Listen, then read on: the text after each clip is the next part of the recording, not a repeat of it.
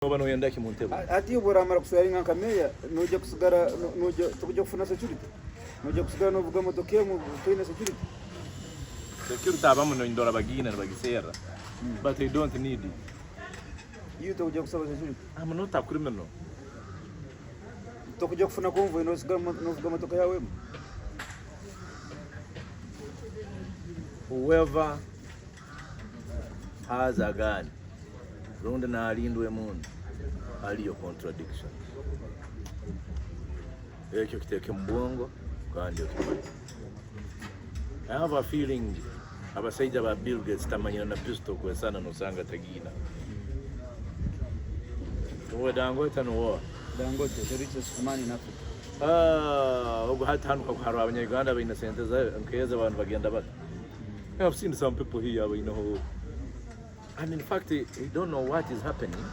Now, whoever gets money, Sazum Natunga SFC, Kumulinda, Natunga military police, Natunga UPDF. If your life is threatened, you don't have police, but comes police when in or in the hand over now. At SFC. For what? There is madness in this country, and we must address this. I don't know what we can about Ugandan politics. Kuba baina mu musimama kugamba nyowe kinu team kikora neva. So nibarora Mao as a threat. Nibarora Mao omukama. Nibarora Mao takuba sana. Oine ko abantu baina komo umuntu rukuba sana.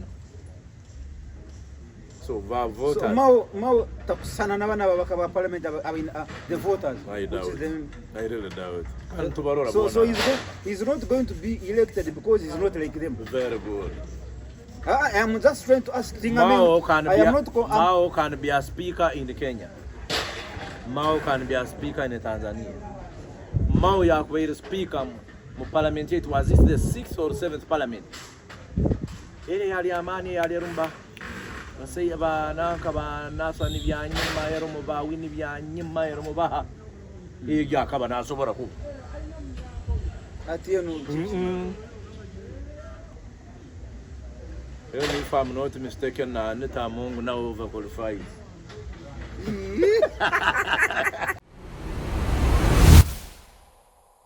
Yeah, the Spy Uganda, the Spy Television, the Spy newspaper, www.thespyuganda.com. Halono lupapura rundi warueta Detective UG.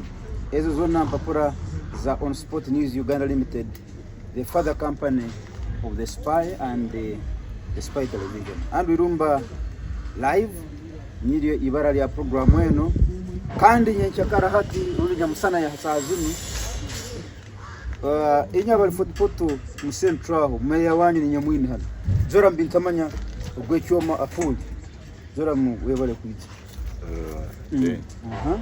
banzora mu cyabo kuturwa nimbara mu kinywena kandi nimbatangira programu eno ya Spy Uganda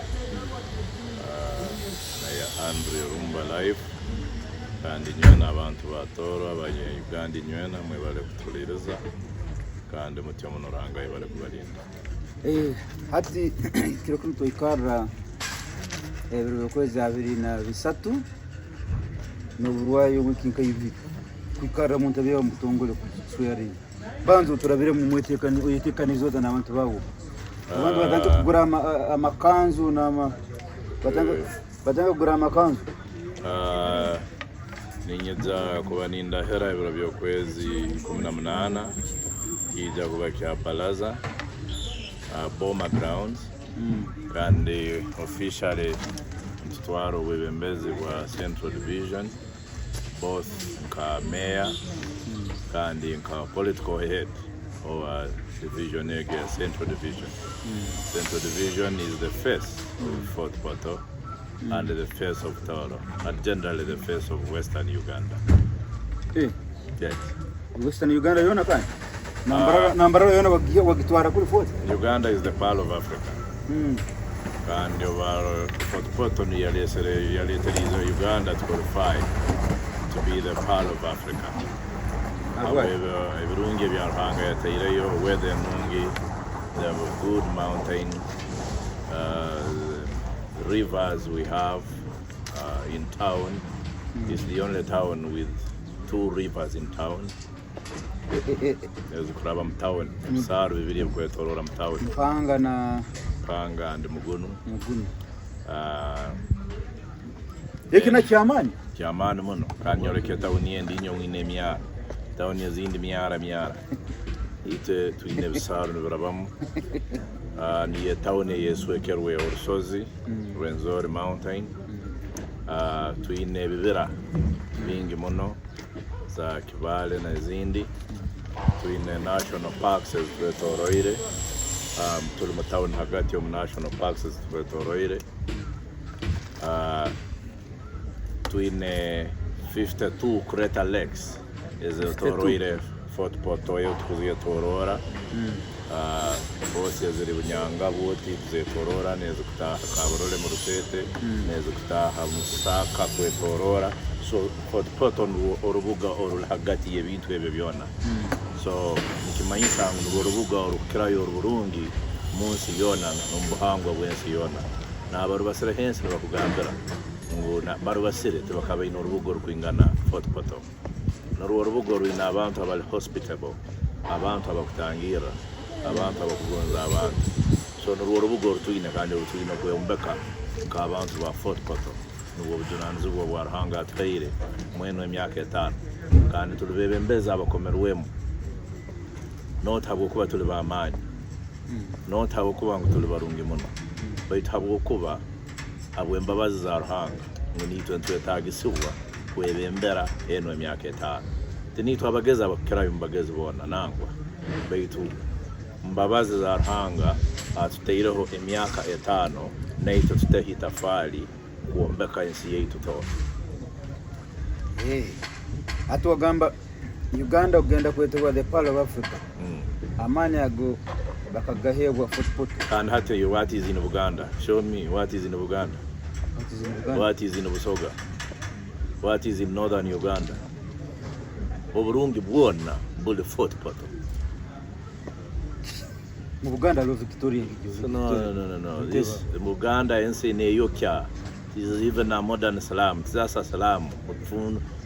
Kuno kiyeyo kyonga ndikuba leta isi baito muntu kwenda kuhumura kutunga ruoyo rukwenda no genda Fort Portal mu Kampala offices zona nazo bali mu AC at kandi air condition ati noshoka tugikorira mu Kampala no ukora kikampala baje tagendo wanyu of course haro facilities na mbere government yeremero kuziteka hona. So to between again with Kampala, Kamarwara Marung. Right now I'm nursing my mother in the Corora Kampala. I can go to the National Referral Hospital Malago. So Nini Jakuba Komorora. Name your Grant. Name Haron Songa Yone Samifuan Fort Portal. No later Grant. Yes. In Malagon here come again. Then a government Kakwata offices Yona Yalema zone a government institution zone as it's yes, they come only one place, Kampala, capital city, and which is very bad. So that's why you are congested with when at Kampala. But you go to other countries, Abuja, Lagos, Nkahano, Sanga, you go to a certain state, had your Ministry of Internal Affairs, Kuno had your Ministry of Foreign Affairs, Kule had your car. So here we are congested. We can't Kiona, but centralizing Mukikarokimu Kampala, which is bad and unfair. So nothing more than that. Take it off. There's nothing really that would really bring me to Kampala. You know Ramuki. You show me. Apart from Kuyiriba. No, what brings you here? Hey. Abizira kuno mwoyere mibiri abamba kati nibiragura nkanyi. Akuyense kuyo kuwokya. Everyone barumanya musana ni kiro. You know ija Fort Portal tolora mubu. Betikibazo no manyo kubandi 40. Mu cyaro henyine mwadudu kwandole mbitoke mu bekere mbitoke mu twere mbitoke. Na katimba to kuteka onense to. Tuine bisaru. Tuine buliki mukiona. Tuikara mu banana plantation zaitu. Tuina majani. Tuine farm zaitu zitwetoroire. Tol izente. Tolorora mubu. There is a reason why God created Fort Portal. Kani nsaba abantu inyona na abanya Uganda wherever you are. Look for money. Come to Fort Portal. and invest in Fort Portal. Fort Portal is paradise.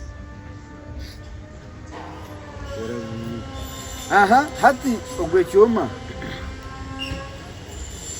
umushekatikaniza mutafuko nanka swearing yawo.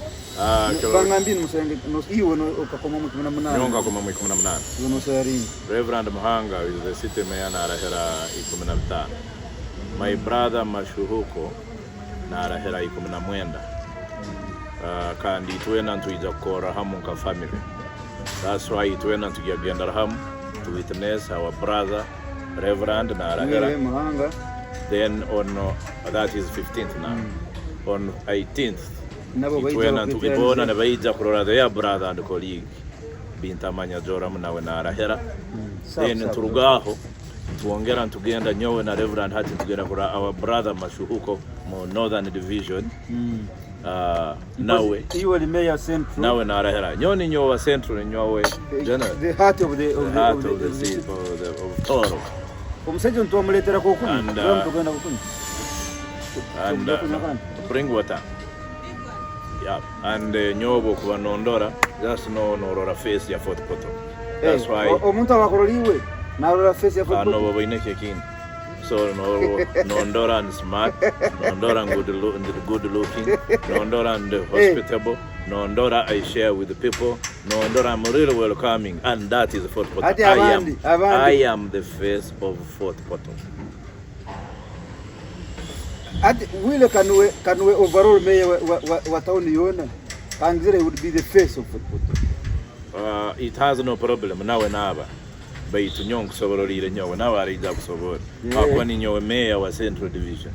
Central ni hagati na hagati ni yorubuga rwenyina hagati hatuwe ina kusara akaruga kunwa akagenda mu the other division inambere bakulimera because Northern Division hati niyo neri isitwe akwani bo bine byokurya ni taka nibali abo bachaine ni taka baitu wait kuntoje kuno ari kusara kugenda ku iruguru kuri mbacharunda nembizi ka abatoro tubarunda mbizi abatembuzi zile bundu bugyo kuno tukubagenda gakazia abatoro nibalindente nibalinda nembuzi embuzi nente yempunu baba kuzirinda empunu culture ya abatoro nati nizimuri muziya.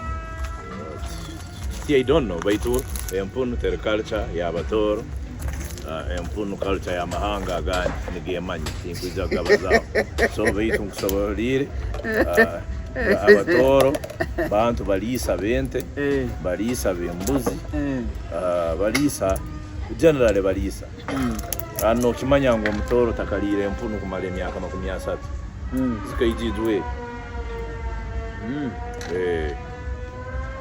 so hati nteroma kasani yao swearing yawe abantu banhireki what should we expect hati obo hati nyanda tukole visual umuntu kumuterekisana mutuga akajana expect this nyanda juramu expect him to be dressed like this abagenda kubaza expect people like so and so chief guest so and so take it as a youth.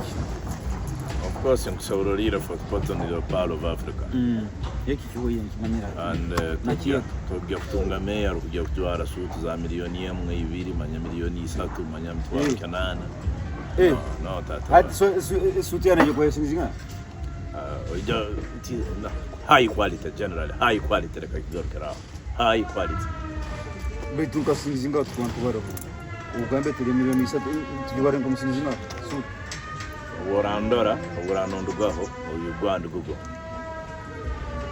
unkuterekisana jere suit ogirole yigene ngugulinga Uganda gugo obunwa akubali mayor wa Rulengo wa Fort Portal so kwa mayor wa Fort Portal kadwale bitengo tengo ebintu ntebitaina plan you cannot that you'll be embarrassing the people of Fort Portal yes Omaya abantu kuherazo ina kuba hektinasa hektinasa enyatwara yawe nzoka yawe and the way you defend them the way you fight for them and it's on record no mdarara mfiri omtora kimanyire mu rwinaho omtora kimanyire ni mu rwanaho omuntu watora kimanyire nkokura bya mutoro akara ndoreri tikisako and it can never happen. But it has no bampentebe generally a service delivery. Kuba, I'm not a member of parliament, but maybe Hakubaza no Pretoroa. But now I head a government. I will be heading a government. Take some uncle. Yes. Implementation. Yes. Yeah, nango bugamba kulwanira abantu batoro ni nkwizuka abokuba. By the way, sometimes iki kikuba kuri mbongo okugenda ukarwanisa nkenkora ya government bakarora kimuntu otera kimu ka government. Halo umuntu yafuire yale mserikali. I remember that clip, it made the rounds. Mserikali akafa mwageze kuzika kagoto. Wa statement when I said Ugandans are hungry and angry. Ugandans are hungry and angry. Umuntu umusirikale gakafurika. Akaita minister Angola. Atire minister Angola masasi. Yeah, the bodyguard was minister Angola. But of course in Kankoza investigation zange. Nasanga they were trying to victimize now bana basirikale abataina rank. But in the actual sense, Bal and Baba Vanessa, to talk of a boss, you are a general. Your escort stay in a lodge. Your escort start to get breakfast. Your escort has no money in his pockets. Wait no ikaram serena. Na sigara hero ali nzuro women's wow. Na yongana arara hero we will be a minimum by the covers awe no fumbato mukazi ngokole byo kuhenda. Omuntu ono nararahirwa kulinze nyenchakara nibongera abasaija bano nibatwara abana baba general mu masomero nibaba droppingai ruwebajo nibabayihayi nibagenda mu beach nibabasendekereza nimujya mu byaro babasendekereza abana bagego bakora beach mbegonzi nyabasirikali mulinzi ababo bali kubona then moyongera no muchomera then no yongera no mubonesa. Then nakasente kakatito no kalia. Then you call yourself a general. You are just a genetically modified general. One, I have seen good generals. Takulia. Abasirikale batakali. I have also seen them. Kandi kuba movie tikikumayisa ngole msirikali. If you are bad, even if you become a bishop, no cigar will move. No book for a pastor, no cigar will move. No book for a minister, no cigar will move. No book for a general, no cigar will move. So generally, obubi bw'omuntu buzarwa tebabusoma, tebabwega. Kandi obubi bw'omuntu tebula haruganda, ha tribe, ha dini. No zarwa nabo. No bukopi. I've seen Baganda who are bad, I've seen Baganda who are good. I've seen Batoro who are good, Batoro who are bad. I have seen Banyankore who are good and Banyankore who are bad. I have seen Banyarwanda who are good, Banyarwanda who are bad. Baitu nikirugira obhangwa bwawe ozeirwe oda. Tiwine kakoragana, tiwine kwatagana na tribe yao. At statement obejualizeji what came after in your mind? I knew.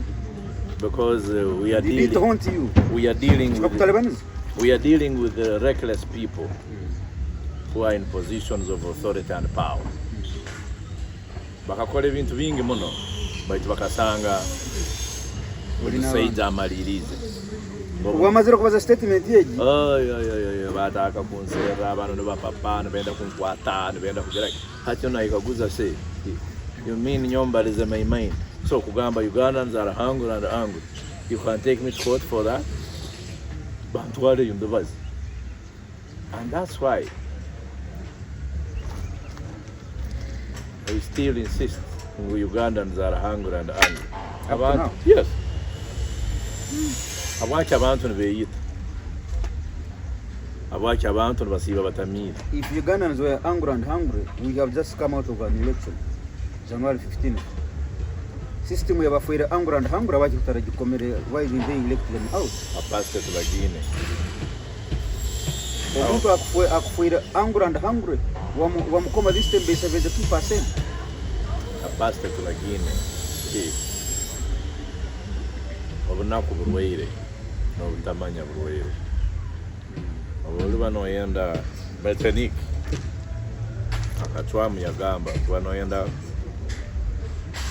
abantu kubalema paka ofiri for 40, 50, 30, whatever years.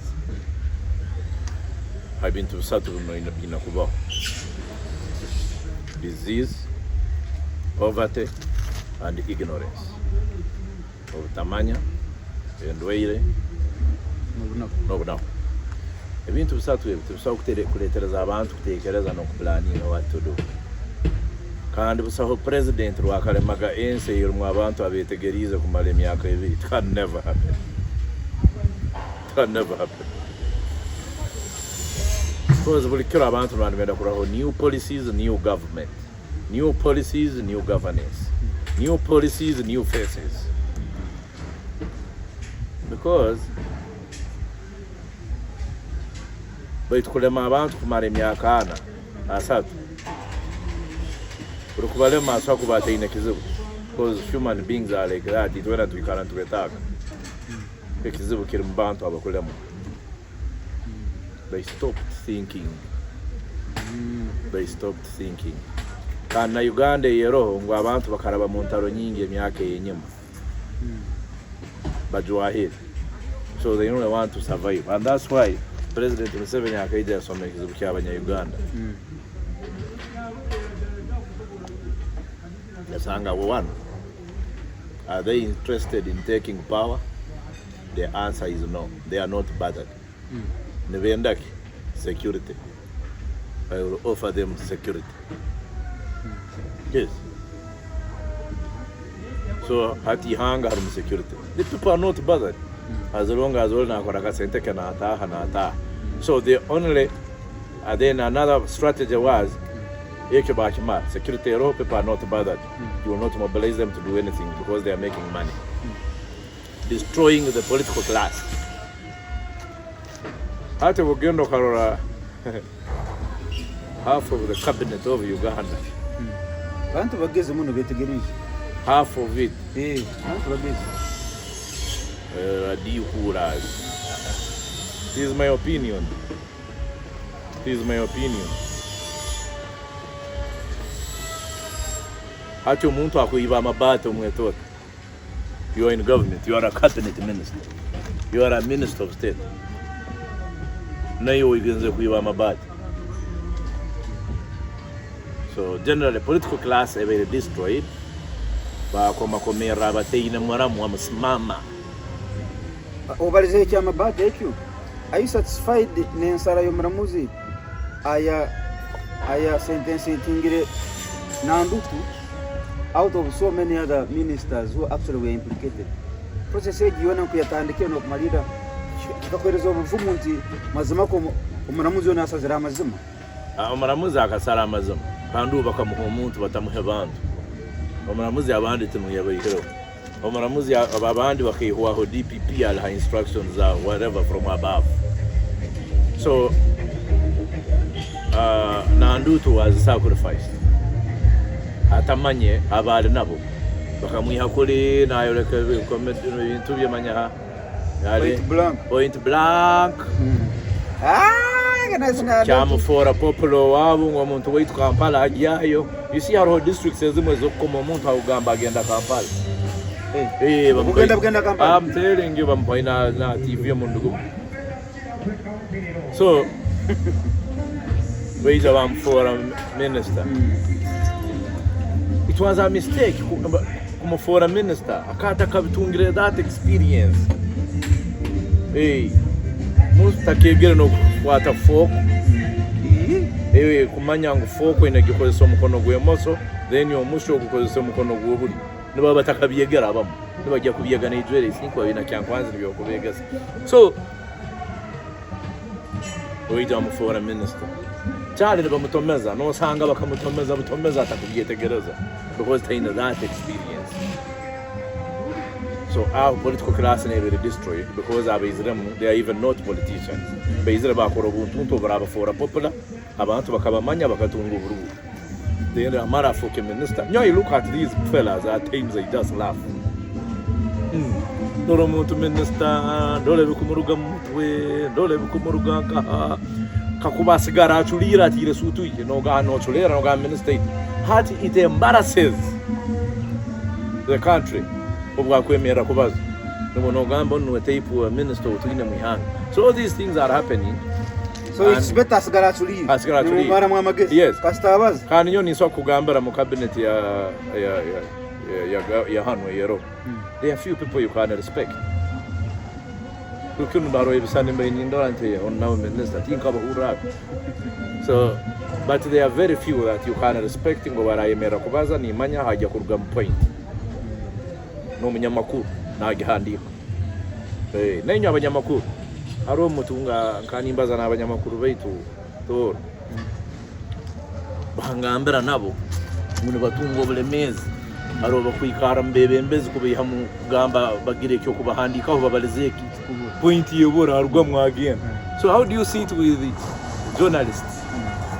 Bakaburwe cyo kuhandika. Actually I think most times ni korora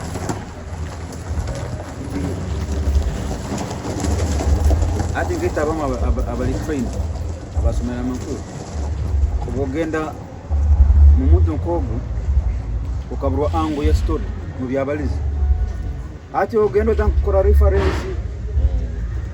reference ozimba story no gizimbera subject matter and muno then atu no muletamu as ankaka quotation kataito muno nti bino byona bibalizibwe otwetula kuzika nanka ati abo tuba bakeyombekere tuba kwa attracting na munyamakuru ala abantu akweta mu press conference okabuza what is the gist of the matter who wenyine izire kubaza tamanyire gist ne abwo kuba horora politicians abacheke nyomba rora na eta abanyamakuru na mugamba mbeni nsabo mpandike hoke no baze byo kubaza nyonja kuyama umunyamakuru ija kuyihamwe byakuya so kandi nyoni sasa torora batanka kusira umunyamakuru fakta abanyamakuru baitu toro baba intimidating muno abacho pandikiro kino abantu kandi kaniyo bibaliza niyo bibaliza so umunyamakuru bwakuhaye hamwe kitwe cyagondeze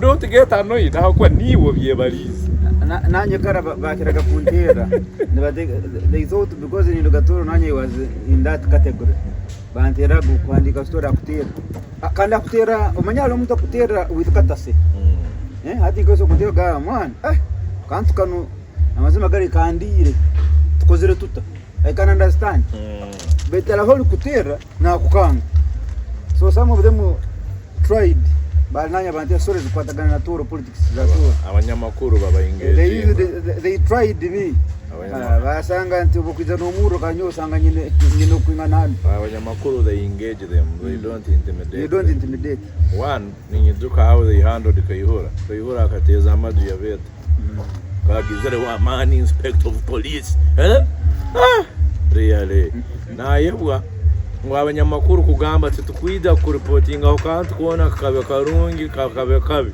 kumara umwaka you become irrelevant hati cyari kimwebere hati byagenzere yagira kitete yaga tinchazo kama makuru hati miezi ya yabeta bwangu yasabe kiganyo and nintekereza na abantu abari in positions of authority and leadership they must know within offices of veterano when you are in office be good people. We all make mistakes.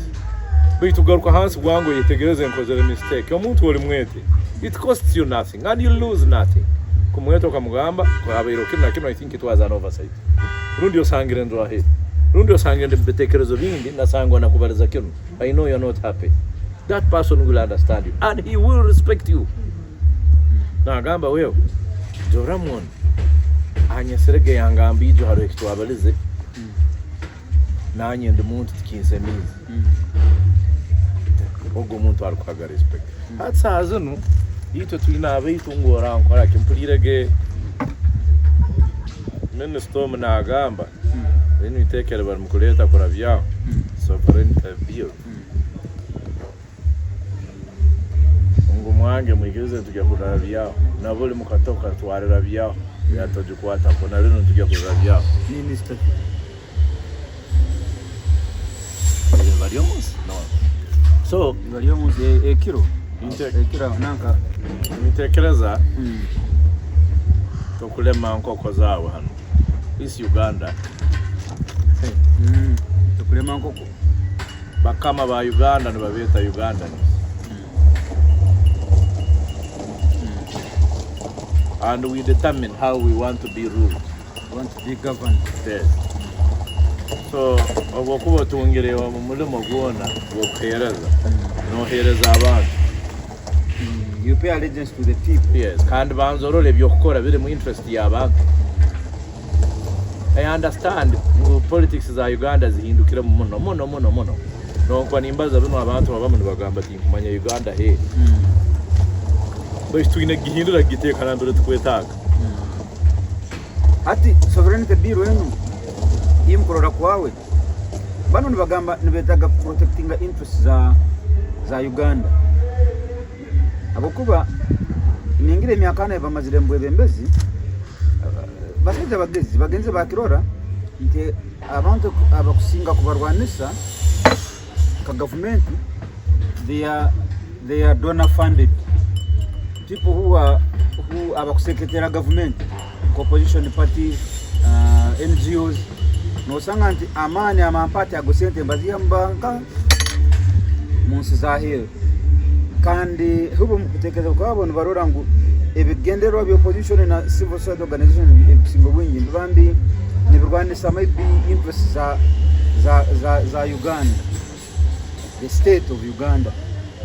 So birwegyo nchamu nomanya zoramu iriso kwiza akateka hakakomera muleme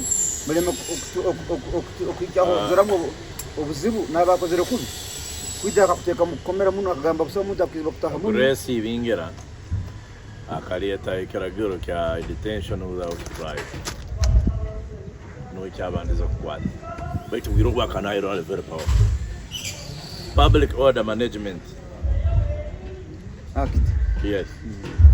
Kalieta mama mbabazi yakidefendinga kwa kwenda kuona yakidefendinga kana amani mengi muno yaikire jinza ekamukwatira jinja Andrew Kawesa ekamukwatira jinja hali yakwatibwa omuntu wakorora mu cheke amateito muno ngo wabera atasono kumuhiko so nenyo mukwani mukolebera gero mutagira ngo yense ne mumalira nayo and I want to assure you it may not affect me isokta ku affectinga no mwana wo mukyara kumalirayo it will affect you. You know the very members of parliament. So don't get excited. And we are watching you. And this time we must mobilize Ugandans. Ngomyembo of parliament rukora mistake atandike gisasura. Immediately. At home we've gone mobilize. Hey, what good? Obe jemwe bokole baragire bye kidomadomo. Karube rufuto kurujyaho tukambya. Kandi ko jokora. Kabube bugenyi tukambya. Wajokora. Politics is No. There's a parana can use a parana. Gambira fourth pot as many members of parliament. So nicho no ndimukugambira. Okakuba okora eberagiro. Oteka gwizeho abantu. You remember a member of parliament is a representative of the people. Whatever you do, you must consult. Oine kwidoka consulting abantu, okakora meetings, consultative meetings. Nuko katungira kali abantu kagamba abantu ba footpoto bagambire kyodo. Nikabuli tojikwata uruhunda kuyakoze. Yes. Now, if you don't do that, okay, twa kyankwanzi oturundi kyankwanzi niyo yakukomera. Okagamba tuchwire muntu kora kyono. No ija footpoto no sanga tukujungira kamarali. Zora muguno mbuja kubabwebeze bwa musente. Yes, now we do. Obo kuganginga hapo against the Kugambi ninja kolemere mebe. Gutugurugwa bwa meya. Gugwa political head wa Central Division. By law I am the political head. In Central Division. Yes, and I must be able to guide the people forth on the political direction they must take. And mobilize them politically. Charge them. Not to be dwarfs. Yes, we must charge them. We must sensitize them. We must come together. Tumanye tuine tukuramuza. I will take the lead. Bakujja kuya mu ntebe kala kamba jja kurwanisa kala bukyali. Kwa basajja bali nkapoda balimba kurwanisa otayija mu ntebe kwa bale bakumanyire. Bene byo kubaza nebyenyini balimba mbatina noja kukora. Byenyini byo mukugamba. Turanka kuranti some rich men ganged against you in town. Ati. Kuyanova wakahura agadi kujora mtu bakumurwanisa. Busa urutaro rukurwanisa amazima na rusobora kusingwa. Iyo ni banyemerira ku mobilizing abantu bangi. This is what we want kuruga mu government. This is how we want to be ruled, to be led, to be governed. Tuetaga tuemere baturege abantu ba foto tubaze ensiyona etkuru. Not kwikara tubyamere mutura. Kwija bakatuzana zanira mbaye nimbero rebi. Kwija batuzana zanira. That business is no more. But Toro, in terms of national cake sharing, are you comfortable, you guys? The first cabinet of this regime was created in Toro, Mutual Chambers, 40 years ago. Have you got your fair share as Toro? Kirone kem. Naito hatintu sano district yobundi wakunantu general batunagero buragaruka. And they laugh. Because urutaro runo rwa President Museveni na NRM rwarubalemira ruwero obota abase kwire kwe kahura bakaba yivene bali mukuyirukana benda genda Kongo babureke umuntu bagendo because bali ku. Now hati obezira batunga soft landing in Fort Portal. Toro. Yes, in Toro. Abana baba Toro ba joininga Exaka na bali Nyakasura bali St. Louis bali nka. Dio kwirira Bonis Dr. Kagoro kainza murubi Mayombo lete nobo Mayombo Bishop Magambo akakora umurimo gwa amani n'abaheme baze byokurya no kubasereka. Actually, my father was also involved in food supply. Very good. Isenyo was one of the biggest suppliers of food in the bush. So generally abantu ba Toro bakawelcominga NRA yakwa n'abana babo rede bali barungu batombuteme barungu. Isaya nango guno mwizuka David Rusa. Yes, so bona abantu bana very many. Now, beituntu basera. Do we also have them as generals? We have generals in Toro. We don't have any. In General Muhanga. We don't have any full general in Toro. One. Do we really feel them? Ngumomahe baruma ba amani. Ugenzo wandu mwenda General Muhanga no mwenzake. So, mamugamba cyo musije he's failed in the government. In the government tuwe hura turumu. Margaret Muhanga. No, Margaret Muhanga. Margaret Muhanga. General Muhanga. Margaret Muhanga, Minister of State for Primary Health Care. Go sabo kwange kwa kubira kile bamuteba. To alleviate her. Bamuteke her. Okay, full minister. But I know. Sazon she really qualifies. She qualifies. And do we have a serious ministry? Abantu barwanira ibintu bisabyo wax, energy, health, agriculture, education. Do we have them? Hakuba aho hari infrastructure. Are we there? Ati wogyo kutunagara. Ayadara. Ka minister muna ka bunyanga. Ana kemfa kati mfuze manyaga aba. Zende. Empako. Pisi mutuzo. So really. Kurukempako. Kurukempako. Ati kauli jwele bambleminga onkaba kabaletere byala ati nogera minister wa culture kuletere. Bari bambleminga unyanga bwa kabaletere byala ne manya biteka. Bali benda baletere nyonyi. Manya yawe.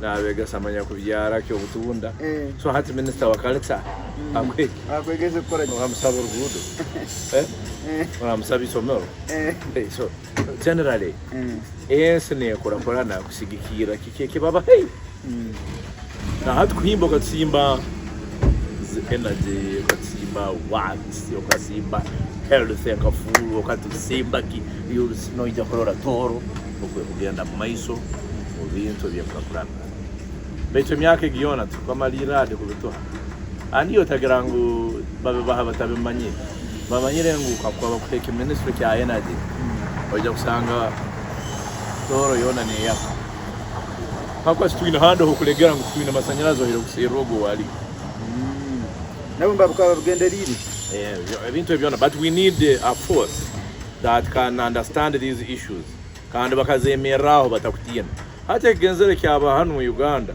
ngo abantu batekerezo bwo kubaza amazima ngo president nakono yet it is the other way around ati watakono baza amazima no it doesn't hate me president election speaking the truth president katagonza abantu bakubaza amazima atu we aso akuya noba ya na sanata achata kabere president it means na banaye no because ebin kubaza na akimanya nguni nawe yabaza kandi byamutwara n'umukisaka so instead nagamba bano abana bageze hat when these dikuras obikwiza hat now president na hikana ikaguza but what the people do I have in government now na abashocked so he keeps quiet nagamba abantu ngo baletsera no mwalese work with the people you bro gwabo gukuzana kiki bakampisa president Museveni amyake yarota cyayenda no kumuhisa bakamahisa ira yadwa hati naenda kumugambira with president twina rugudo twina kizanuro twina biki just the way we've been speaking as activists kurugato naenda kumugambira amazima yes abantu bana abantu tubamugambira amazima genye abo boto nyonka ngenda ndora kuba kumuroro gwa kuba naheka kuoka basana babine Yesu natahamu bona bapapa basindika buri yo mwayire kuri nyefaguza bintu gano mahano by the way ndora na security okwe kumanajinga abantu president izire nkakizanuro at times ito abamhati cyenda no kugiyayo because they don't want to be embarrassed by these small boys manyana kusindika nakugirati hatu kabaleka president waba yiza meeting abantu ba minister bebenyini mutenti yabo besindike ngana na mahego. We also need respect. We must be treated with dignity. Hatu mchajai nyo mukoro gono kubakwano bamanya ngo they are not respect. By the way nkaba ninyetaga no kuhandikira president Barack kumoleka nti ina kororangu security forces of SFC, the way they handle people manya baharo mukoro na bere president izire, they must improve really. So ebyo pushing abantu, I would rather stay home. Mukore yo genda ko embarrassed ko bijamba ndani mbro na TV yo mutro basindika batakuli. So and nambero kugenda to kujya kwihayo oxygen yo kwicha yale atime nitwete kitu yanka no mu meya umushaka worubuga rwa Footpoto Central Division Footpoto Zora Bintamanya apule mkono gw'ecyomo naje kurahira byo kwezi 18 kwa 5 omwezi uhija gunu kero sande kasiki sande 17 kasiki mlerevi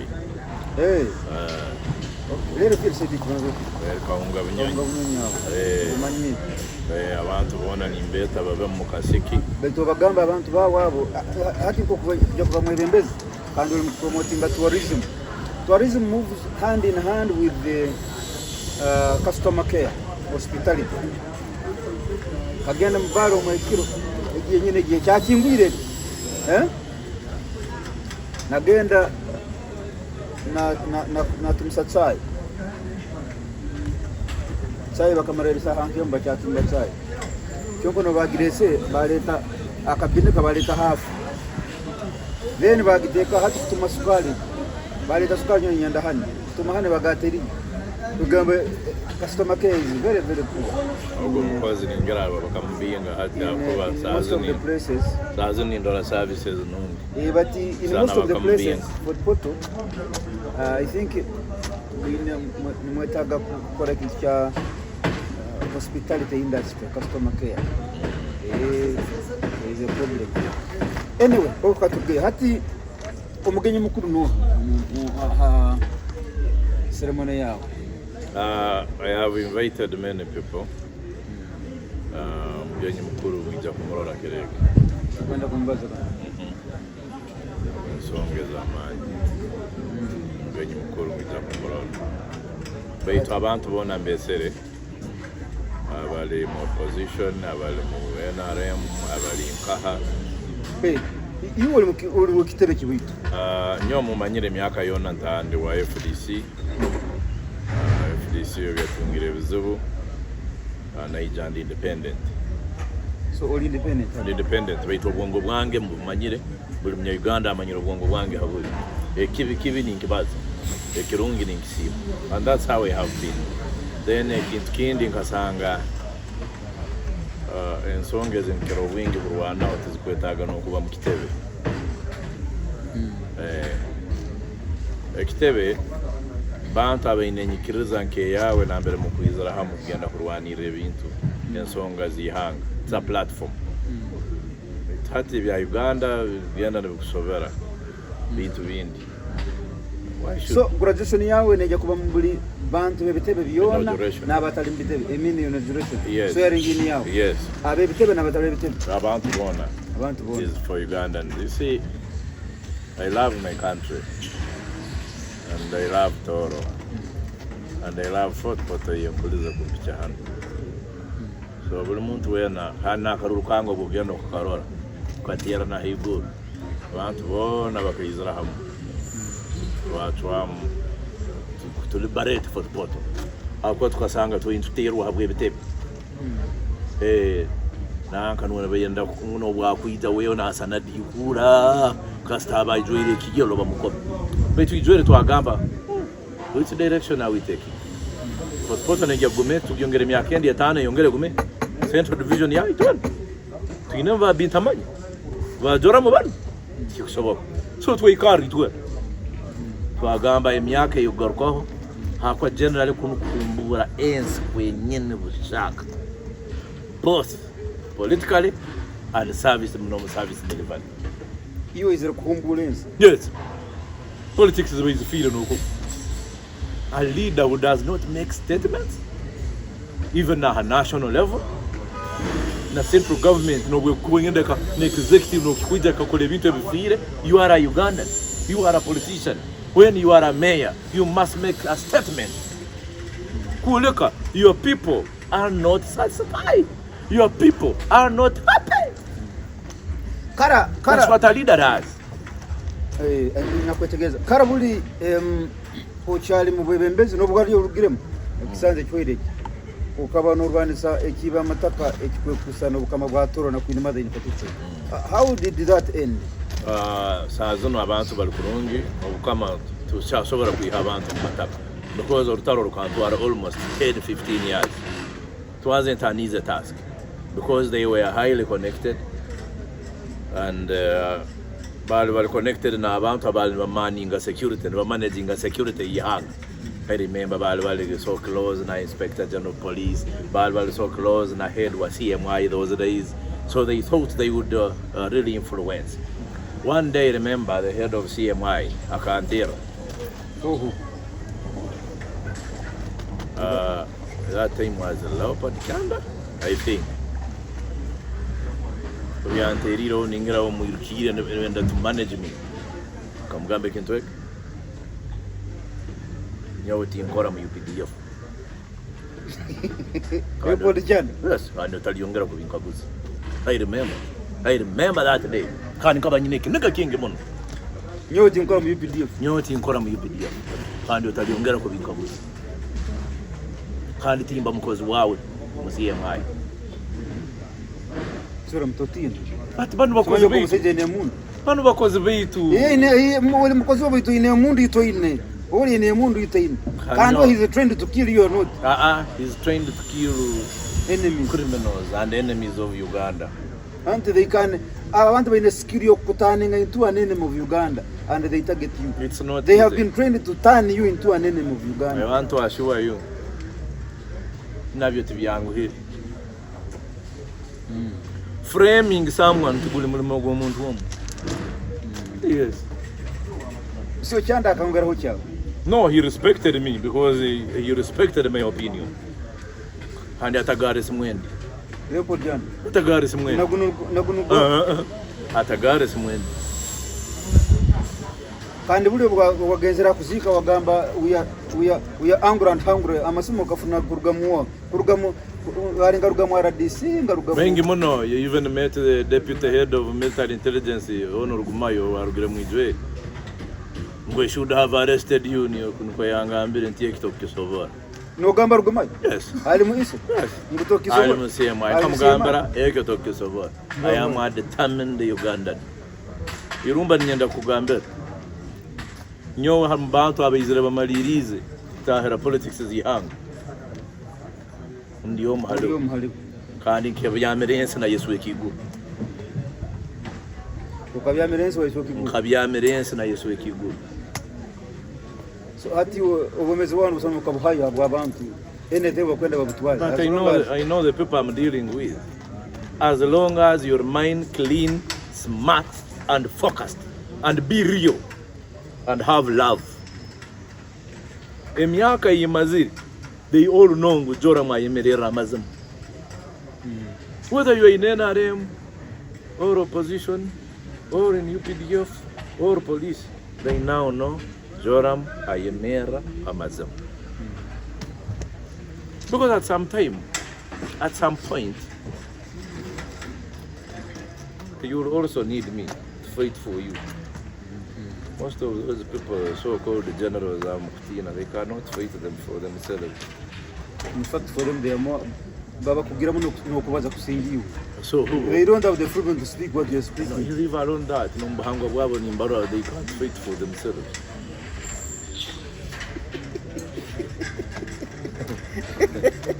They can't fight for themselves. We have to fight for them even. Really? We have to fight for them. So are there generals who approach you to fight for their rights in silence? I can't say that, but I know it. I know it. I know it. Ono nanko no ya paswe ya mwana wao zirungi ayero meeting bito kawuranga bakamutwa but hatu saazo no abakumurwana ono bahati niyet umurwana why is a Ugandan he should be taken to court. Ubu aba military kandi buli okagamba cyana you are not a soldier, never call me on those issues. Hati bya basirikali abacyotabireka bakahandolinga mu ngiri. You see, he's a Ugandan. Yes. Obarine cyakoze take him to court omusomere msangoyi. Ante baba military bende kote za. Whatever the case, he remains a Ugandan. And being in the military, you are not in heaven. You're still in this country. You're in this country. Ibitatu baba inenkora yabo. No. The laws of this country is Gamba, Musabadaki, Musahana, Namana, or in a Kubotoir Mukoti. Even Bokaram civilian Nanka so Mukoti, a hang. Now, the reason why Ugandans Tabakuruga Humurwani Rabam, never Gamba, the Kabasasure, the Bona Nubum, the Kabasasure, the Kabasasure, Viabo, Obokubaho feast, they misuse authority. They become small gods, untouchable, moving in convoys. They move like as if on the bagenda. Are you going to heaven? Are you the biggest criminal that you fear people? Let me tell you, there is madness in this country. And I think some people in Betaga psychiatrists. No moving on a motokitano, no gear. What is your problem? It creates enmities. Ati wanza imagining iwe nyini okagamba ogambire obwamaze kubaza statements ezo security yaka kunanka ati ingine security amaino sabe kande he obokubole speak okagena negyo security yon today you are dropped nyencha no sigara na motoka yao so aba baino benda kuita no baleka kusera bintu ntubiyetamu power kakubogireke kakutaha mu mutwe you get destroyed. Hati yogo kono gambato karo wogiruru wekitinesa kono ito ntukuran ko mudoma kira imunsi yona nguna yaraba homa toka ngyo negyo ngyo consuming my money like that, consuming fuel like that in such an economy Uganda noroke mukizibu. So it is life fast. I want to kusaving obwomezi bwabo akuba duramba bamanya abantu kanye mwine myewe mibi. But leadership is a service. If you know that leading me no itaga security ya man, what are you doing in leadership? Me I thought you are offering a service. So hata nanya durama mfokere me nyemere ngame ninti nakufa ni nsaba security bampa ba serikali 10 ababiro bekara hada bokambini omo mu maiso bampa ona matokendi nyuma de no bano yenda kimuntebo. Ati ubora mara kuswaringa kameya noje kusigara noje tukuje kufuna security. Noje kusigara no vuga motokeye mu toina security. Security abamu no indora bagina bagisera. But they don't need it. You tukuje kusaba security. I'm not a criminal. Tukuje kufuna convoy no sigara no vuga motoka yawe. Whoever has a gun ronda na alindwe mundu aliyo contradiction ekyo kiteke mbongo kandi okimanya. I have a feeling abasaija ba Bill Gates tamanyina na pistol kwesana nosanga tagina uwe Dangote no wo Dangote the richest man in Africa. Ogo hata hanu kwa Abanyarwanda baina sente za nkeza abantu bagenda bata. I have seen some people here, you know, and in fact, you don't know what is happening. Now, whoever gets money, saazun na atunga SFC kumulinda, na atunga military police, na atunga UPDF. If your life is threatened, you and the police will come. Police when in or kulindi hang over now.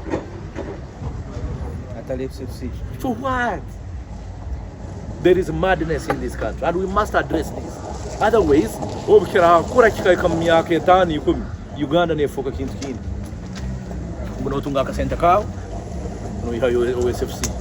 No ihayo SFC should be strictly for president and the family of the president.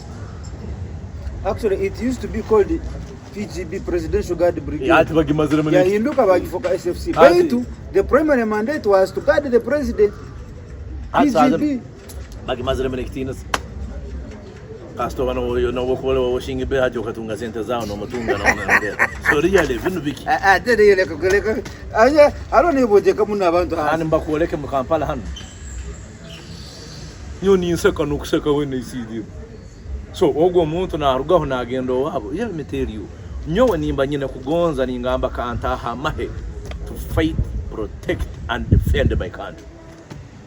Now nyizire nagenda ha training na rugayo. Niza kura no mpo muntu taina mulemo mu government taliki mu department yange yonte iremu ngono ogya kwikaraga mu kayogo. Ngo akubagera sente mu Kampala. Really, is that fair? Then muko wanga abana bamanyirisitu akali wa UPDF.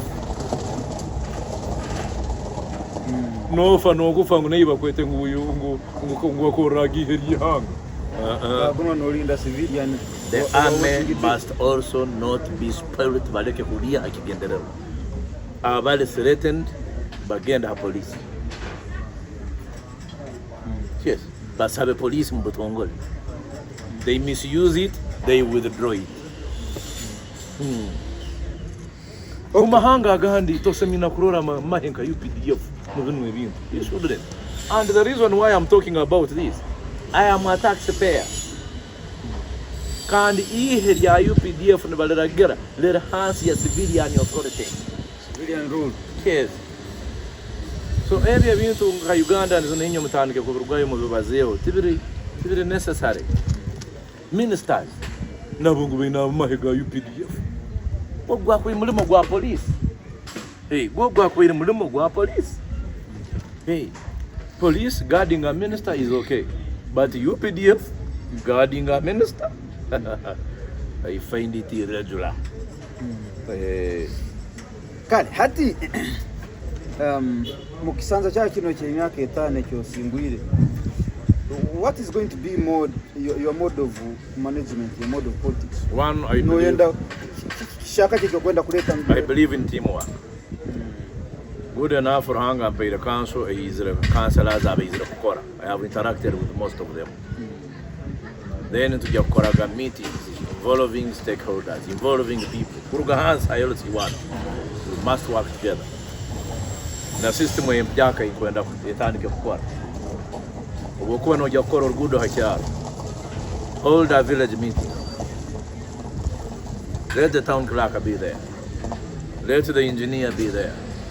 Let the community development officer be there. Let the LC1 be there. LC2 should be there. The area councillor should be there. Yes. Baba somera na BOQ. Nabo babe fully involved no management. No mukora orugudo. Now, what will happen? Ngoma zile BOQs batandike kuzibasomera kuzetegereza. Obarakora orugudo batakozera mu flag. BOQs no maisa bills of quantity. Yes. Obarakora orugudo batakozera mu flag. Abantu bejagamba baitu batusomire. Kandi buli katukagamba kasemire kwa mu flag. Kaba kagamba batamumaramu. Kaba kagamba orugudo rutaho miliyoni 23. Baitu mukuroro ko itu na miliyoni 7 kazitaro. Nuko abantu kaba kagamba orugudo nje kuba obugazi futi. Very good. Nuko obwebembezi bwonka n'abantu babe fully involved. Kaba kagamba orugudo nje kuba leisa tukandika batero kaleka mukatsa. Ati mbwebembezi obwanyi. Usa orugudo rukija kukorwa nambera abataka batayikalire bakamanya. Ekintu kyo kubanza. Kalibiri waro. Hold a village meeting. Kandi akirwara kwaje kulemesa omanyira ate abantu abataka nkabo ubusanga hati nibali mkwenda kwa advising technical team. No. What happens? No beta no bagambara. Nahajja kubaho maternity ward negenda kuba yebisi kabitano na habaho kino na kino. No basomera ku plan zi na sente zirabivuyo. Now abantu nabo basemererwa. Now nubo byunanzwa bwabo kugumana batayogeriso. Maternity ward bagizimbe. Betarimo abino urugezigezi mbetaga no kwiza. Kine nsonga. Ngo hano koroti kandi amagezi gabo nonjagatwa iyo amagezi gawe okimanyire abantu bakwiza ninyati engineer ningama ntungira complaint yete nete tugiye toroli obutukwiza tukasanga mazima tugamba abataka bebali obutukusanga bisuba tugamba iyo mwombe kigenda maiso betuna wole ayebale ku 5. That's all. You must so your leadership is going to be a bridge between the local the people, the community and the government. And that's very important. So hati yao ngambara government ni jakurwana sajora. The government never tekwenda bantu. Now, mpulire already nsemeriri wido abantu bafotopoto bakwasireka omuntu nanaga ebintu mutawedi. Bamukwata. Now, in fotopoto sanzun kobe bus kebe taxi. No ihaya akantu no kanagoti. Kukaraba mu mwidress. Ntukwemereza no biha. Tonga tutwara police, tonga tutwara mukoti, tukutro mandinga no genda katojo. Abo wanyu balikimanya nguba kuri mandingiro ka ikampoto bakolege budomadomo. It's a clean city, you must be clean. Leave it the way you found it. Okunaka kavura mfotopoto sazino no genda ruzi. No genda katojo. Yes. Katojo. You must leave fotopoto the way you found it. Or better than you found it. Very good. So ito tutsobora kuikankwesa sente yo mu musoro. Iyo no nage bintu byaho kwenda. We would rather take you and serve a sentence. Ijaboze bamkwasirege. Bamkwasirege. Hati ali mkomo ni muganyi.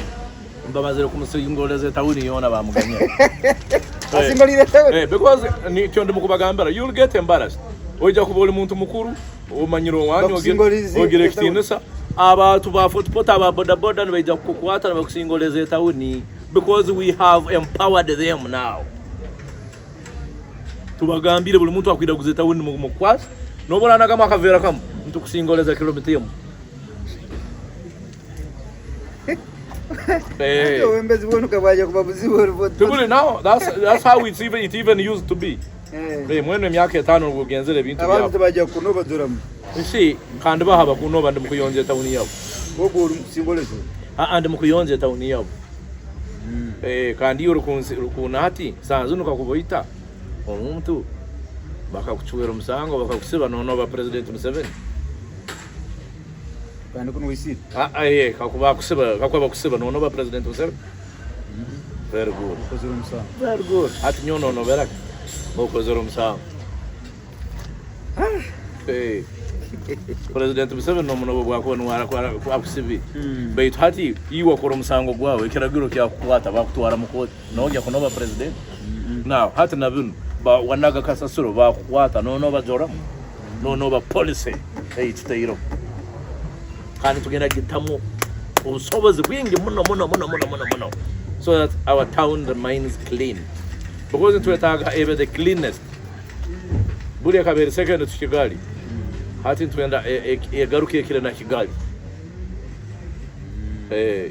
Betkana Kigali eje hiro hati koko Obwana enda if Kigali is your comparison, then hati oinene bintu binambe kubiroramu. Maybe it can begin from your footport town. The border industry kujiorganizing. I was in footport. Aba border ba footport naba kakopera kumungeso za Kampala. Na parking nambera rukwenda na avuga nko kwa rukwenda. Efuzo lino. Efuzo leba border. Do you know that border can create anywhere stage? Then usangamba fugira mu one way.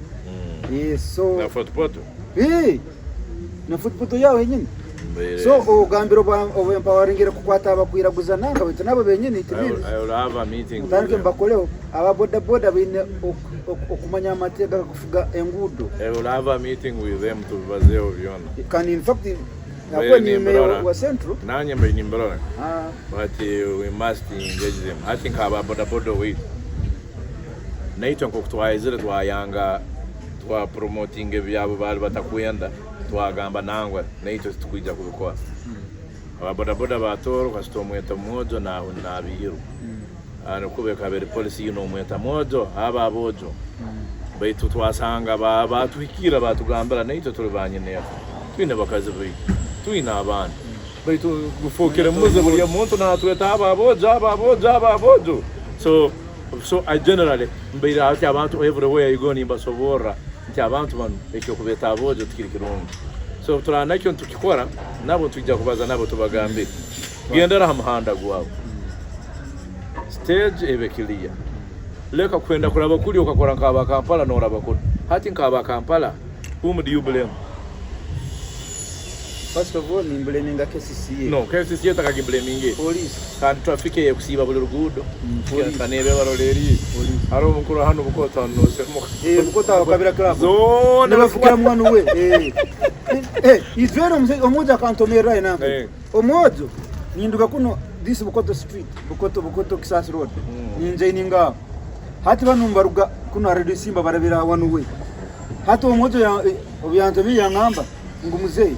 Bali bona bano bali mukuyiteri gwe lwacho yitero ngabuza so baitobona bulemezi oyifo cyo gamuze isonyuwa atali mukune nyanza abalala bona bali mukuyiteno gwe lwacho yitero nibuza en one way nina kuyita wona wenzagala bulemezi na abantu nabo benda kusomesebwa but it is still our responsibility tubaza nabo mpora nikyo kurati ngwenda kiragiro kiona kikole utabanje kusomesa abantu including this kasasero iyo kuyonje tauni nayo mazire miezi maziro mwaka nimbe basomesa nko kungiye kuba kwata no nalinde mu campaign wanu campaign ni munkoma bitinje kuba kwata abagamba nimba kwata kunkoma munkoma bitinje kuba kwata yego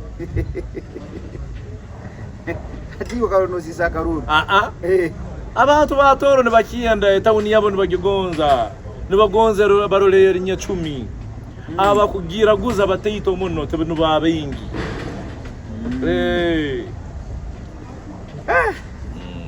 okay hati oko katurugayo ninyenda tubazeho mu dakika nka 2 Kazimba Mugaru bombulire archbishop agambira hamuno ya Sevia Sevye wanyu ngule ala msalaba. Nanye bizu byange mbitwara Yesu ha msalaba. Nenyo mbitwara Yesu. Nza kubayamba kubasabiraho. Kubasabira no kubuleka direction. Mbitware mwa Yesu ngule ala msalaba. Nyowe tali nyowe. Ibigambe biwe obutuyirota. Bambire bintu byona buhangu. Hati yogo mbuhangu wabo izakawadi. Kazimba mugaru izakawadi. Izakawadi. And yakuolekera haro ebyatasobora kukora n'umulama. And it is his decision real. Ako umanzi tibavugema. Umanzi tibugira mbazi. Ntura mutere nkinza fumanzi. Umanzi tiwini somero. Umanzi. Tikenda hale bakwegisi ubumanzi. Ubumanzi bubazarwa. Buhangwa. I've seen many people in Rwanda and I send a copy of 7 and Bata. Members of Vice President. And I members are no Mokona Grat. Based on Sovora could get a king to a churmo. All the only work when I end up copper. Hey.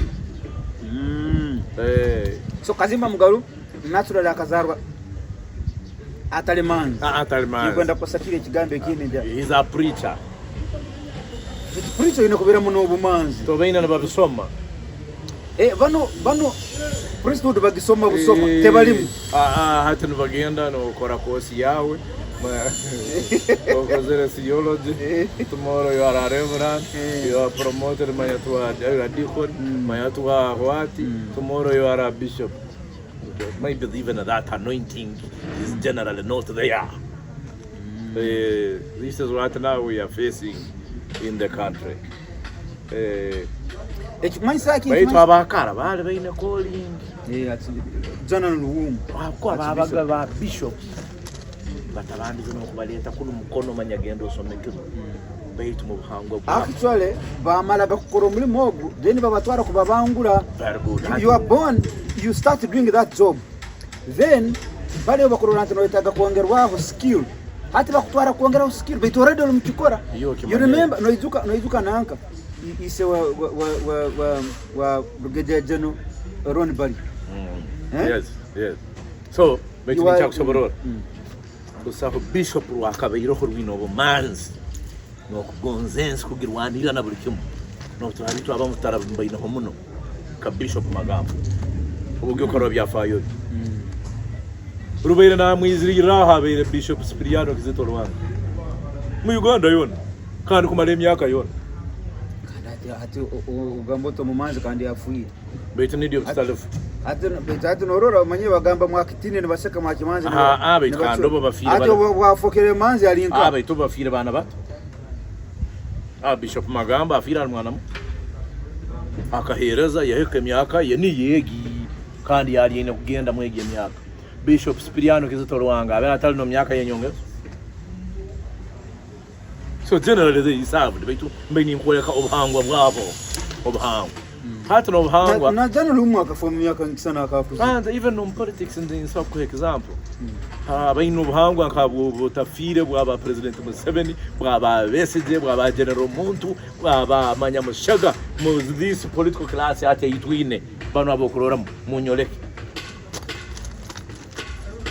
Museveni, President Museveni wano soko mutwara manyangu nayo najja ku celebrating a birthday y'omuntu we na myaka ye. Muna wagufoire mulimo. Ngutachabyama nugo mulimo yine. Birthday. Wana soko bimuraramu. Amanya Mushaga wano soko bimuraramu. Kiza Besigye wano soko bimuraramu. General Salim Saleh wano soko bimuraramu. Mugisha muntu wano soko bimuraramu. Eri akategaye. Baba this was another class. Now hati gendo role itwin. He knows. You got to do younger Kakian. Twin no Makia. Go to Minister now. Now I've had 7 pound. Go to Gendakuba, her birthday, Yahemke, Manyaviki, will be there in Basa. Really? Mubunaka when Uganda, but Mukubana, you know what I'm going to say to Zan and celebrate. I took celebrating a birthday general Muhu is a general Gaba. Banyuanive. Forget about their office. Mubwiro obu nkwaire wali wakaroraga President Museveni na levoiza naba na kugambira abo ngundo basobora kubijyamu. Wali wakaroraga speakers reducing themselves almost to nothing. Nabo nabajyamwe. Kweguya power. kweguya where authority lies ngo babamanyire tule baitu ekti kuletereza kumanyira. You will be shocked kumanyira jora mu ina magezi and rule principle and rukwange ekipi nabo no mukwana mbekora buwe kuli obakwikara bagamba cyane hati bano bagize tule badoma ne batwe nibekora bino ngo nuko tugire baitu muno no numwenda kuboleka ngumbago. Don't you have your children timukubakora basi de pateria de mukatweta. Don't you have your children? Don't you have your mothers and fathers? So this is where Ugandans go wrong. Instead of making policies, passing policies is to me. Dole bebarum. Umsije menda kumusemeza jeno mozi. Aba basabire. Menda kumusemeza. Nyonka role yabule bona tonna begerake. Yatanga no kubadoji. Ngutwaje kora na photopot. Ngari yo naija. Bayi soroza akabanuga yanga no kurubatai. Photopot. Yes. Mukabura. Si you no korota base de pate yo muntu tabanza no kumuconsulting. No kwa kagamba yulukamu. Ideologically bankrupt. Ati no birthday rani ya Sunday. No rorangu, is it not a good cause? Tinkumanyo batwira mukusoroza sente bazitwale nko mumfuzi bazitwale mbantu ababoina mu northern Uganda. That would be a good cause. I would really go there. Kakubanyo sente kakuba sente tuyirukire sente bakakwata milioni ngachukumba kasereza kijana ngo bakagenda milioni ngabitano akagenda India bakamjanja ubo mba kuzisoroza no kijana ngo mali kusera milioni 5 bitiko okugenda mu irwaro sente kwamba soroza bagamba hati nzija kuyambaho toro prince wanje mutwara mu irwaro yekinyona kugambira kali beitu nikyondo mukusoborora kali tulina ba members of parliament bayinaga nabo besoroiza nibyo bakwenda gyayi kale muhulira abantu abamu barwire abwaki mutagamba katugenda kusoroleza abantu baitu abarwire toroko ababera babuzibu nakasente ko kubatwara kubajanjaba and we know them hati ba members twena twayetera niza Kampala twenda kubasoroleza hakasente call fundraising. Why can't they do that? Simply because uongo buli mbindi mito sam mito tekwireza mito teri political mito yokurora survival mito ya survival just nebi nkubaza bintu bosoko bibaza tike sada so bintu byamani muri ohundi nabitina kubibaza nyuka kanyundo nubaza uri free. I'm a free Ugandan, I'm a free citizen kugambire nkabya mirense na Yesu ekiguru.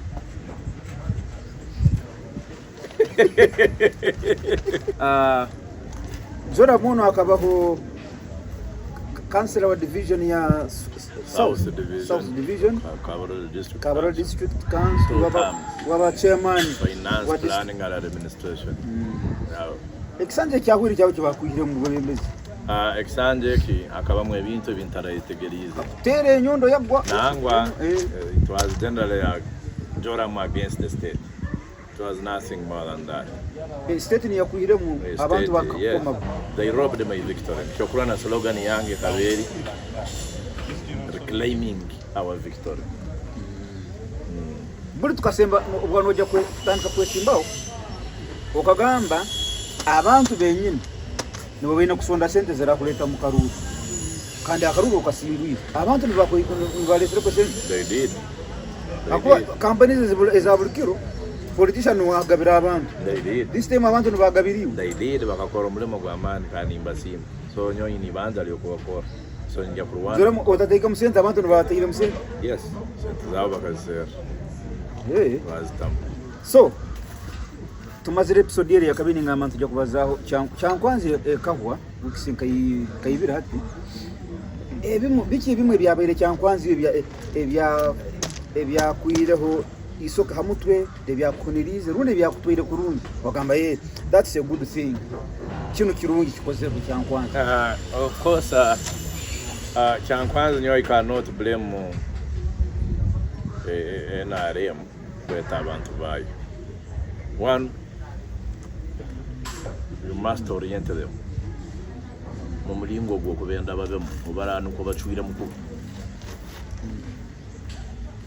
Bayitweta abantu abayinu myaka nkaga sanju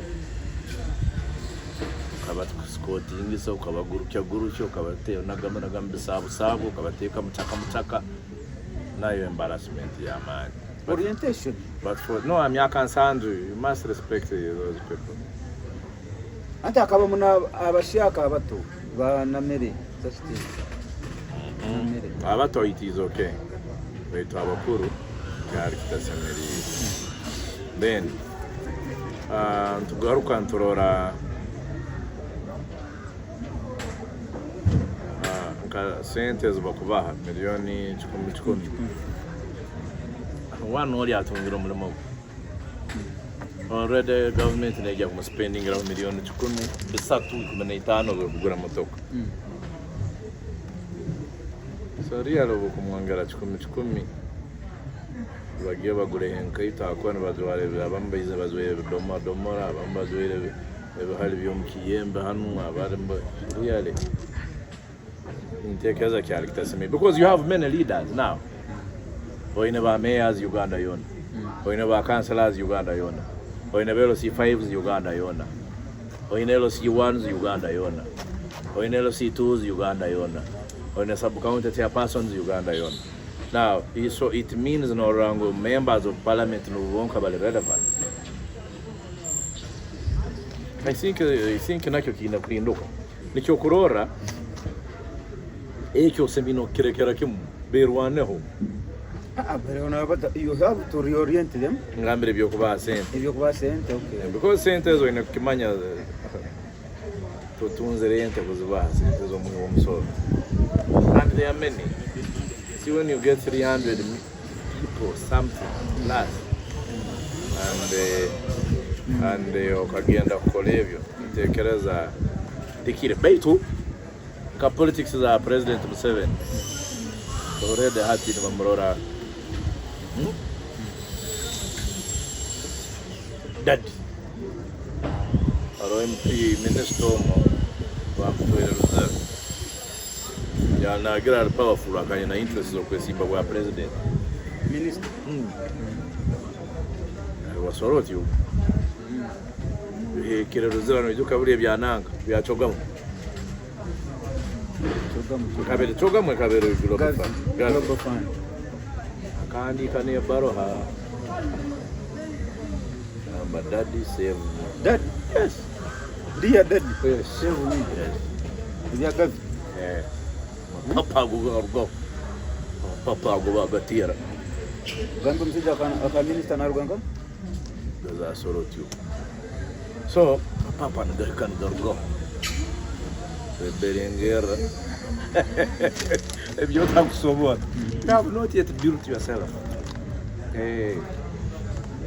so hati NRM it operates like a cult kati wetere cult kandi hati ogokorora nahimuka speaker of parliament we hang we in NRM we believe in the Father, Son and the Holy Spirit. That is wetere cult like such an embarrassment. Such an embarrassment. It's not an embarrassment. She's being truthful. Ugambe noenda kwebembera mu mazima. That is what she believes in.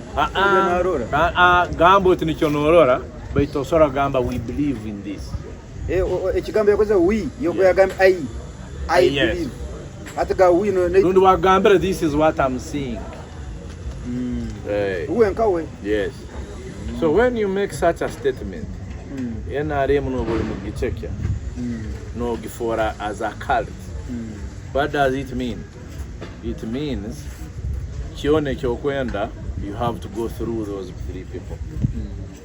And indeed in Imbrola had to go speaker or in either to go to Guru to be blessed.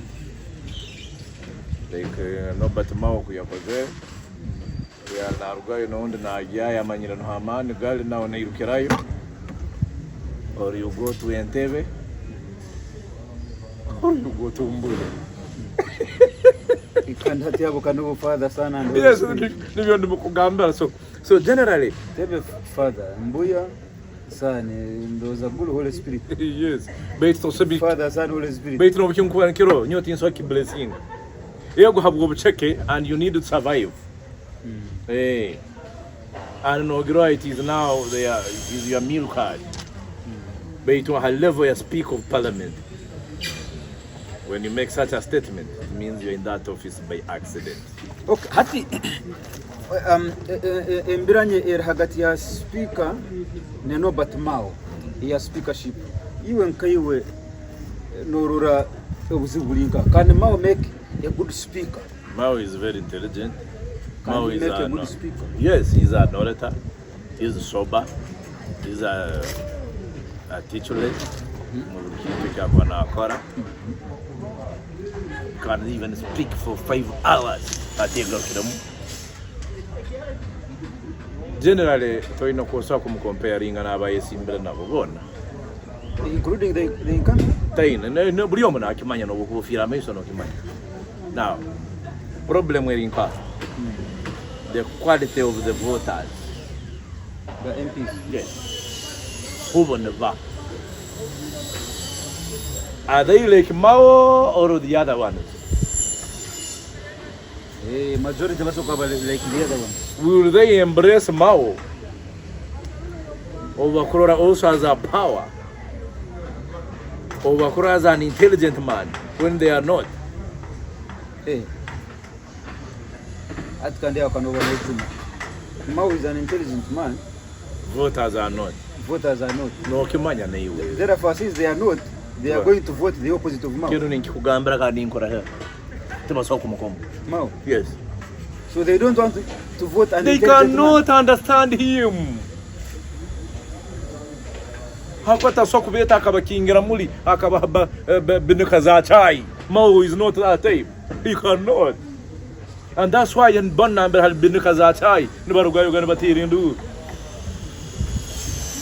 A whole MP no reducing have been Kajata Soko Gurachai na Joram.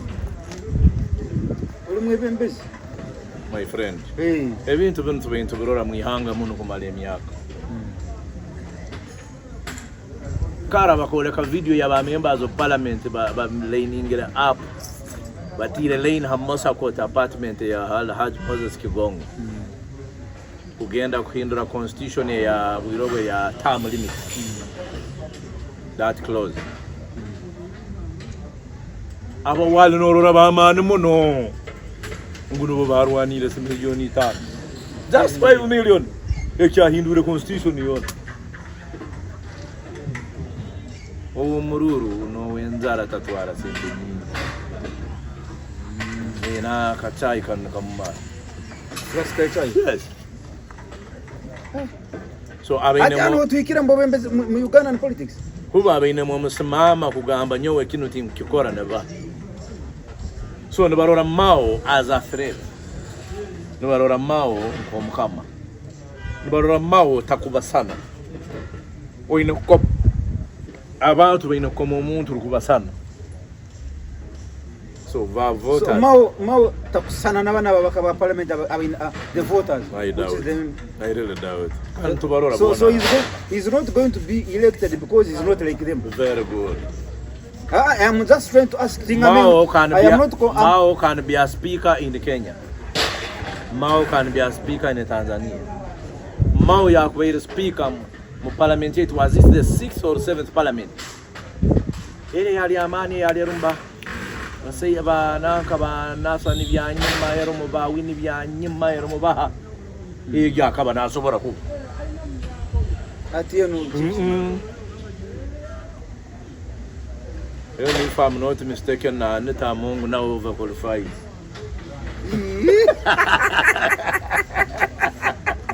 Yes. Anita is overqualified for this. Because to be in a Sazon Rumbaka Pianta. Ikanyo ni mkwa bano abaranzi waikiri na aranda ya gaenda mukaruru. Oni yejuka ngwa kankwa saro entebe yangu ono akantera mwekisago ono akageraki ba mukomo. Ondi abirazika muno hakyaro tayosa kuzika ba mukomo. So general abo musimama. Ondi abiri fisherman abina. Very good. But I'm not saying. Abina so ebyenyanza abina toy sale kyenyanza ayibanze. Na abagezi barumu bengi. Beitwa abamu baramwetegereza. Chikaguzo kyamani. Will these members of parliament understand Mao?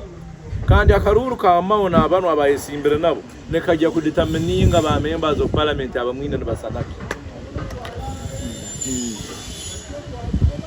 Hacho binorora babintu bajya kwanza enduru ikaine betezo binobarora riyali niho binorora kimuno ikaguza bino biki baitin kwenda kugenda mbyo kubajereka kugerake baitu nincha kugambira ngwitwe na nkukutuli mbwebembezi tuyetaga kuombeka amani kuhereza abantu baitu. Let us not serve an individual. Let us serve our country. Well, let us serve parliament. Let us serve councils. Let us serve government. That is the most important thing. Because omuntu okuweura noyenda kusavinga asemererwe mumanyano weki. Omuntu ogunawe ine mistakes ezakora. Habwacho hondera mistake ye mukikalo kyokumugora. Obharaba hizire kuhindura constitution. Okarole ekintu kiri mu interest ky'abanya Uganda. Kiri mu interest y'omuntu omu. Habwacho kisagika. Kandi kuni kyomuntu. Why would you really? Let us be honest ourselves. Why would you? So no hahonde mukugambara. Tuli mu politics za survive. Politics of survive. Ate bihanga. Obo hati hanga no bantu litunda. Kandi ndio bitali ntunzi bukuya ugambe kulitungwa. This country went a long time ago. No vie. Kakwali agenzere toko bitali mukora sovereignty bill. Kuba tukora sovereignty bill ntihanga tukyalina intenda kuli Nyo ni nyenda kugambira byone byokorora bali mukwenda kubiteka mu kiragiro no kukibo but they have been doing it. Bakusindikira sente zazo no sente mu banka yona milioni ya 3. Oija kungambira no banza kusoborora zirugera akoraki nazo kwezaki byona ebitali mu kiragiro. They have been doing these things. Hati ngo bakwenda kubiteka mu kiragiro. Yes. Like in Kabulio Valley, take it tapping on some. Already they were doing it. They were tapping the phone. Yes. They can't tell them Kiragu. So generally, to be between an event to have a call with Talimukiragu by government. Hatton went up to care of Kiragu when you go. Because Hato Kunya goes so you can constitutional court. Hey, constitutional court never naga here. Hey, Hatton went away protecting. Now, you know bill ne protecting war. How? Ihanga leta. Let me tell you. Abantu sente zo muyekero zikurugaheru zikidhanu is destabilizing ihanga nkai umunansi rubano nyino banofuye. Nyo Uganda no kanta kurorango hacyaro ho biyekera bucyashobora kubaho. Let me tell you. Wakuba Museveni abarwanisize yabulemesa kubaho. Nenda kugamba. Yes. President Museveni obyatwara power. Abanya Uganda bakaba mwangi. Even when he took power. That's why ila kwena yasirimukira hali. Koni yasirimukira hali. Hati president yagaruka drawing the board. At what do I do? These Ugandans must understand me. Yaleta aba northern abona yabateka mu government, abo mu east yabateka mu government yapoka y'abanya Uganda. Hati batanka kumwetegereza. Now, aba kwiza mu maiso nabajya kubyetegereza ebintu ebi. Kino ekiragiro kiri mu kukora abakwenda kwiza mu maiso habwoko batibene magezi nkago mu gurusyo. Hati Museveni baba ina magezi aba inakora kandi yo kuri mu position beno mu Rwanda waje beno Rwanda so muntu ina magezi actually hanga maiso. No, nyoni Rwanda. Because naturally you are no opposition member. In Rwanda some bad policies. In Rwanda some bad policies. Kwani Government yo mugezi. Nija ninkikugambira. You see nsokole kya magezi nikinkora kinyekiyo. Hano hariho umuntu rukwanga President Museveni ruswagamba ngo President Museveni tayine magezi. Oso kibaza akulemera ate myaka 20 akuteyimo ubukodyo bwona mugezi mun. Yes, but you are a product of Dr. Kiza Best. Yes, You naturally you have been trained by Best. Best job myaka amazire mu nkomo hati naje kumara myaka ebi. Yes. How do you find that on Ojak swearing a visit at production? It is very bad, Kiwi, and nyo mukororo kwange nsaba oturatu gambira reconciliation nabahoga breakfast meetings so in the motto yetu Uganda for God and my country. We need to tolerate each other generally. anka President Museveni musaba kosa obusobozi bwawe kosa ofisi ya Ruhanga kwaire. We tolerate each other. Dr. Besigye myaka nsanju na yetaga ikara rulera family akure de tanaka giya kutandika emyaka yenyongezo. We need it. He made a contribution mukagenda nawo mukisaka akabajanjaba yeija yasavinga. You disagreed hansonge zile political nenye bembera mwaruga habigendererwa. Now we are taking another political direction and he has legitimate issues. Yes. Tinkunera kandi tinkura nkisemerire ngutusemerire kwicyanga naho ngo umuntu bamusibe bamute mu nkoma abone bonati kote zisaneza hamberwe by the way nsobirwa kote za hano yale nangwa have a problem now na kote nayo obwiro bwahikira kutunga mandatory bail na kote ne yegereti gaje na sana ine kinaga noli tuwire ntubirora by the way na body language itwena ntorona tugamba what is happening in this country. So byone ebembere ni nsaba, let there be reconciliation mwihanga. We need each other because none of us is going with Uganda. Kobo mukoto tanosa not. I will be buried there, you will also be buried somewhere. None of us is going anywhere with this country. Let us be good to each other. Let us not plan always take away people's lives. Leka tuleke kubonesa abantu kugamba ngo kamubonese afe kubi yiwe kufokwa kule bakuta. Let us believe in God and mean it. Besigye ebyakoliri hanga abikolire kobo mu mwenda kobo takumwenda you like it or not. Omusajja Besigye aherizi hanga akalerwanira n'obusingo bwabamo bakweze ndisaba manya hati bagenda nkaha kwegonza manya nkaha manya baina birthday manya baineki obusingo Besigye made a contribution mukisaka. He sacrificed his life, he sacrificed his family, he sacrificed his job in Nairobi yagenda mukisaka. So nintegeza tugaruka drawing board turorere nwihanga tulitwaranka itwena twemanye much as we disagree politically we need each other. So nyona akusabire ekintu ekyo kibeho Besigye arugeyo. There is no need even yokwikana prosecuting what nyencha twara mukote garuka twara mukote garuka twara mukote garuka. Then I fail now to understand how to baba limwena harihe muno bagiye sigabaka if it can treat Dr. Besigye like this. Besigye are personal doctor or president. Nyote mukusoborora hatu babe mtu yabone koleta. Besigye are personal doctor Personal doctor president yaruga Nairobi barwana hamu good paying job ya gereka ya tahe kisaka namwe tweka no mugongo ekiro nbarara. Besigye told me yayitoka kamusebe mugongo nibarubata bajwahire nibaseraho kubyama amahigo botega tabakwata with that history really yamukora kino one of nangwa kandi hati iwe ajoining kino hati iwe ayijijweri no yofora no gimanya muno gikiza Besigye no yika no juma na Besigye no takagana ukaba mukwati no tina no kumbazaho really Ugandans imanya we need reconciliation. No turabenda zino zutarubanazo. We really need to eat. We need to survive. Wealthy, we have now failed to speak the truth simply because we need to accumulate money, land, houses, mansions, ranches. We should not sacrifice ourselves to that extent.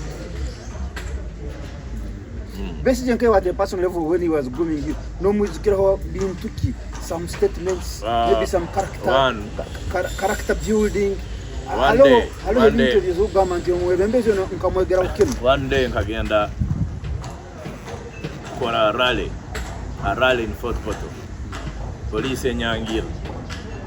Namugamba na mzee nkolenta police enyangira nyine ensonga zange yonyenda nzibaze mbaka. Akangamba If you have the determination, go and hold your rally. At a rally dispersed is better than a rally held. Message. Kakijwara. Hey. Chikambe. Kakijwara. Gwasa na kwa muzupu. Moyo. Kakijwara. Eh. Naragara kwa footpot. Nagamba rally roho obgonza no butagonza. Hata hivyo kusaba permission police wa Buruga. Naija nakora rally. Nka. Library. Police reta tia gas etira buli muntu itwene twambya. Amakuru gona gasoma. Nagamba ole musaija mugezi muno. Hata no sango ya rally ya bere yobusinga. You wouldn't have gotten the attention, the media coverage. Very good. Echa kabiri. Besige wale utakuba ha front line harutaro rwona. Mission yona. Ngo akasigara muko. Nabo. Nabo. Teiruka busa. You would rather arrest him. Hakuba akimanyira mbongo bwe nguno bwo kumukwata ari innocent. Hati obwire bwaheka ba judges abo musimama abatakozesebwa abatabaro baritayaringa katusi kanyayihamba bakura bafa baha badibona so kaliba yabo ba judges yarugamo hati beija kada nawe nahunira ngo abere mu byo bamugamba we appointing for your dad abatakubinera no judicial service commission tubamurabizeyo izira kura halisti hati ngo nahurati atarora bajaje bunizikabamba bazarhanga so that is the problem we are facing as a country. Hati ne Quran asemeza mukamawu. But Ugandans we are watching, and I want to tell you, judiciary new institution yokumalire ile ya buli muntu asemye kusigazi, including members of parliament, because nenye ncho barakukwata ono yirukira mu judiciary kuobe speaker oine kusigara no gamba ndayirukira mu koti kuobe wamanya kuma wahasa kumalira oine kusigara no yirukira mu koti kuobe president yabaho wa president neyo no sigara no gamba dagya mu koti kuobe wamahe kuoboha now hati obwo kwizo kafa maiso karole Uganda maiso no kanga ku bya addressing you have a problem moto gamba nayo wenyine judicial officer nyenje iwe wenyine judicial officer nyenje bokurwa mu judicial akabaho maybe mwakayanire bitaka maybe muntu ije kwibitaka lyawo maybe muntu ije torozeri ise nanko byagira mu koti se abiri so fumbiri so nanka umufumbiro deputy spokesperson wonu hati ise aka magistrate kakwa nawe yayekozere biye kidomadoma akana ajyayo abantu bakabata kumusekera abantu geme mugamba berego kindi cyo wayombekere cyo anda muteri ingwe mbabazi za ruhanga nkukuzita mbabazi za ruhanga nkukuzita kakubo bamuramuzi okaba unjust okaba mubi okalema konderekera gyo okaboneso muntu warhanga abana bawo nabijukuru bale bisashuwa they will pay for those things because oli mukuleta egyo nibeta a generational curse eyo oli mukutwara abana bawo your children your grandchildren na abalija bona no one will even marry them yes umusaija alijaga kwanikana cyawe umusaija nafu hati you over abandoned. That's how God punishes such people. Never misuse power and authority. At some point, God will pay you. If you escape, abwemyako kasangwa yafu. Abana baba bali bisasuri. Okino kigamba abarimuze abakwata abari musango abesiji. Not gonka bona. Betokusinga no. Do you know in Uganda that says no bokuna ne bakutaho nomusango gwo miyembe banga kuhabayo. Really? These things are happening.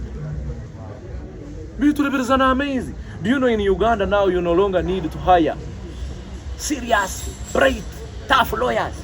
Because wow. Those days you were seraga kasente ka ugamba kanye hey nsere lawyer na kabugeza mun. Had sazun to chagia because omuramuzi wo kugenda already he has a determined mind. Inokusera lawyer wakumanya omuramuzi wo. And the Bible is very clear. You read the Bible clearly. bebe gambeta Baibuli negamba even n'omuntu wabulikira otalihabwa akaiso obwebusubwa ali mutahi waawe n'omulamuzi otalisara omusango kubi oli biased omuntu. God was clear nahangense because he knew, he foresaw generations ezikwiza. Naho bali mukwegonza saa zino nibabikora emyaka yokuritayaringa nejja kweka urugema tulukusanga mbara nenye nje babikusara saa zino security bagikhoyi tulukusanga mbara. People will find you in the bars, they ask you bino ukakora biki hati uhure n'ensoni abantu bali kusanga hakuzika babikukaguze. Now you feel guilty emyaka yawe pako feel. Can you avoid that embarrassment? That's why most of these people in their retirement they live a lonely life.